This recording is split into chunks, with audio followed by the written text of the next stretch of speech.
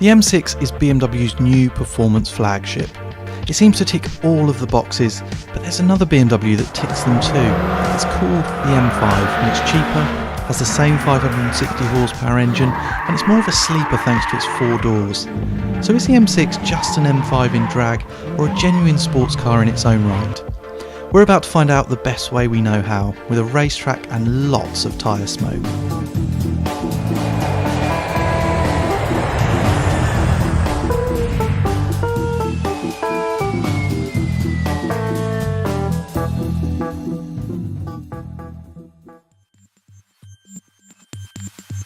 We all love BMW M cars, don't we? They just have something special, a focus and intent that often belies the humdrum car on which they're based. Sure, these things have M Division styling details everywhere, but they're subtle packages. Subtle but effective and incredibly thorough, and the transformation from capable and efficient BMW to incisive and thrilling M machine is just obvious. I'd bet money that when you grew up you really wanted an M3 or an M5, and I'd bet money that when you recently saw the 1M you would have given a limb to own one.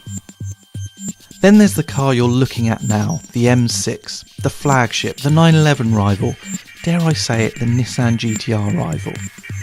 Unquestionably, it's got the firepower to compete, and it seems to conform to the usual M formula. It's lower, wider tracked, there are little aero devices you'd barely notice, but they create a quietly aggressive look that makes a standard car look limp and unfinished. But somehow it's never quite captured the imagination of the car enthusiast community. Can the latest M6 change that perception?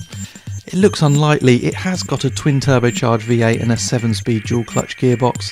It's got more power than a 911 turbo or R8 V10, more even than the Nissan GTR, but it's based on the pretty underwhelming new 6 Series, and it's less exotic than rear and mid-engine rivals. And then there's the M5. Same engine, same box, more or less the same performance, but a hell of a lot cheaper and probably a bit cooler too.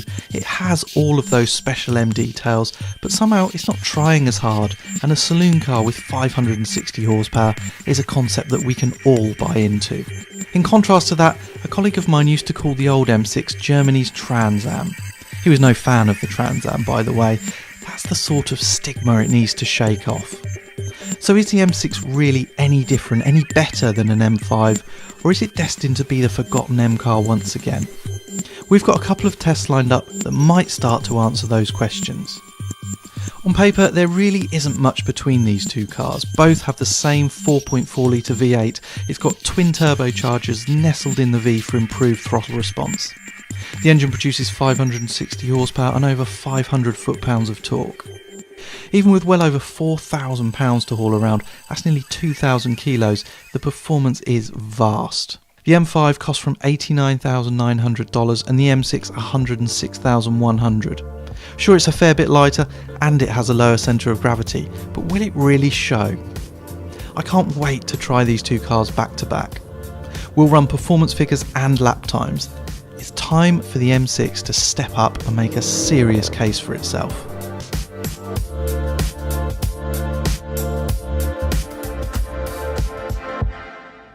Okay, so this is the first test, a simple drag race. We're going to do 0 to 150 miles an hour. We'll get 0 to 60s, 0 to 100, quarter miles, the whole lot along the way. But we should be able to do 150 along here, so why not? Okay, launch control. Got a DCT box, which means we have launch control. To activate it first, I turn the traction control off, which is my favourite position. I knock the gearbox into manual mode. Turn the shift speed up to maximum. Push the lever forward with my left foot on the brake and then disengage the brake. I get a little thing that says launch control active. Now all I have to do, pin the throttle, it will hold the revs at 3,000. As soon as I let go of this lever, we're off.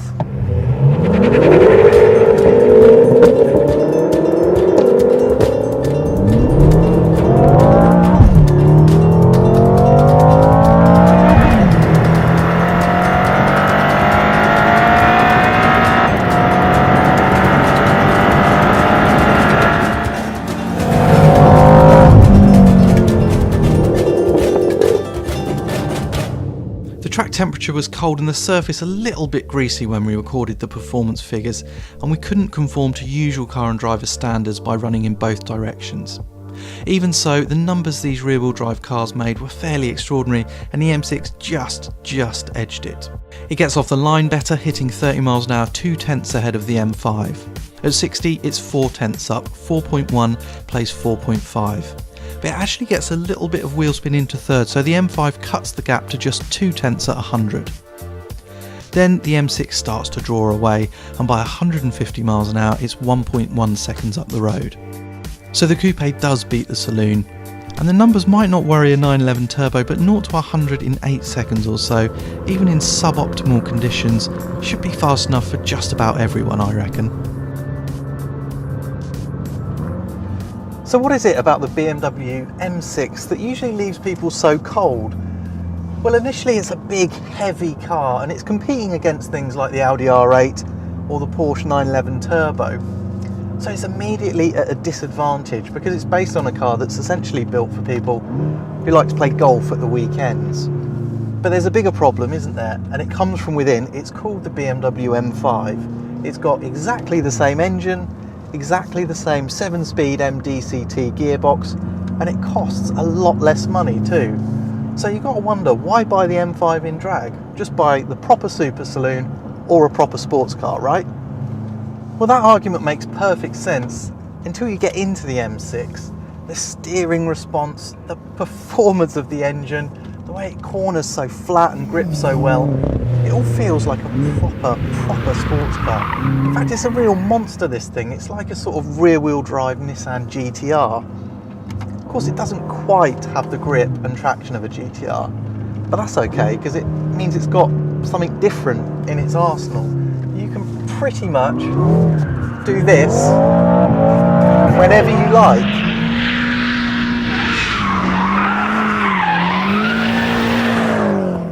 Now we're going to find out on a circuit which car is quickest.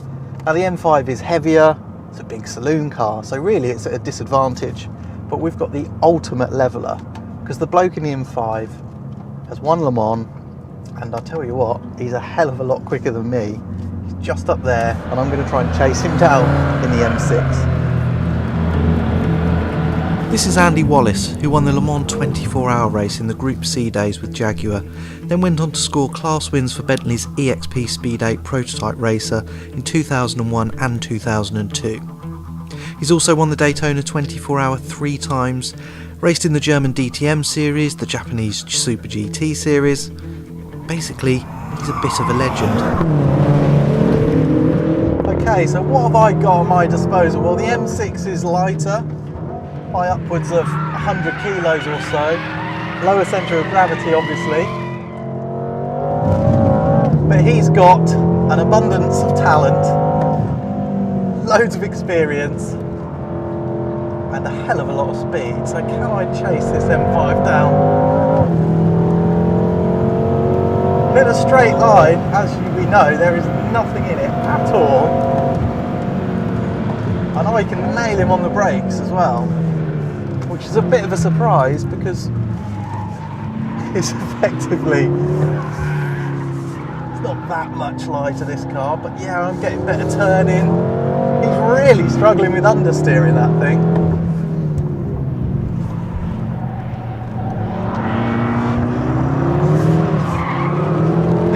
Oversteer. His racer instinct is coming out now. He's keeping it super neat.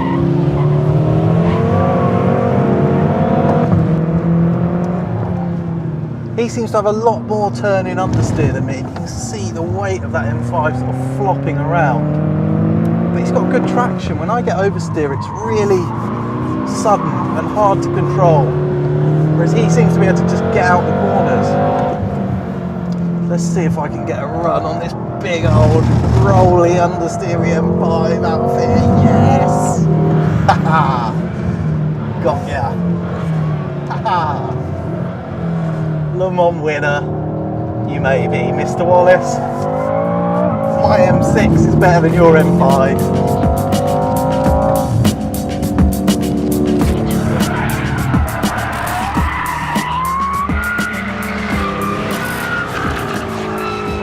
So from these images you can tell that the M6 is a born entertainer, and if I can run down and overtake our friend Mr. Wallace in it, you'd assume that it's quite a bit quicker than the M5 too, and you'd be right.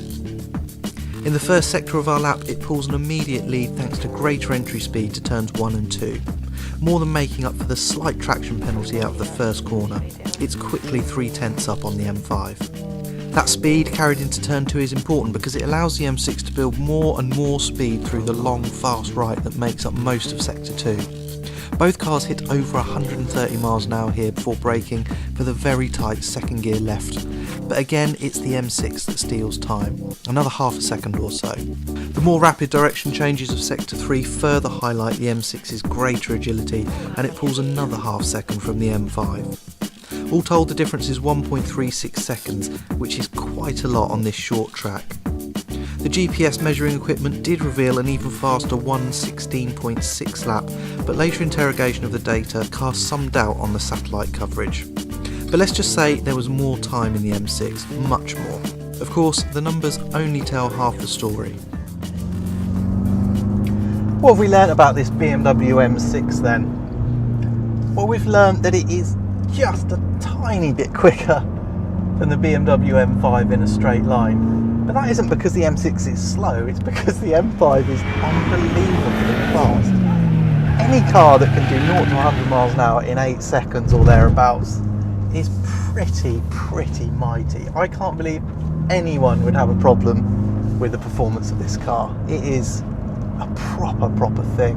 We've also learnt that on the track, it is a much better tool than the M5. There's less understeer, there's less body roll, it's more precise, and it's just much more fun as well. It's a real hoot. A car this heavy just shouldn't be as effective as it is on such a twisty circuit as this. So I think the M6 has done itself a lot of favours today. But even the numbers don't convey how different they feel inside. They don't feel related, not closely related as you'd expect. Of course, it's competing against some brilliant cars, and I know there's a lot of you out there who can't see their way past a GTR, no matter how much money you've got, no matter how you drive your car. A GTR would have been quicker here today, I don't doubt that at all, and I love the GTR as much as some of you people seem to.